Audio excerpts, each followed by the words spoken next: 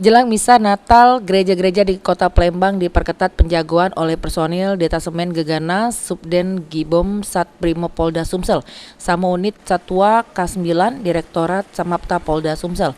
Hal ini dilakukan guna jago situasi Kamtibnas yang kondusif supaya jamaah Kristiani merasa aman sama nyaman beribadah. Menurut pantauan tim liputan, petugas yang dibantu oleh anjing pelacak bom menyisir segala sudut untuk menterilisasi di Gereja KHBP Jalan Mayor Ruslan sama Gereja Santo Yosep Jalan Jenderal Sudirman. Sampai pemeriksaan selesai, petugas tidak nemu ke barang yang mencurigakan di dua gereja tersebut. Pengurus Gereja Katolik Santo Yosep, Sujadianto, berterima kasih dengan TNI, Polri yang sudah membantu pengamanan di gereja. Pihaknya melarang jamaah gawat tas yang besar. Dirinya ngimbau untuk gawat tas yang kecil.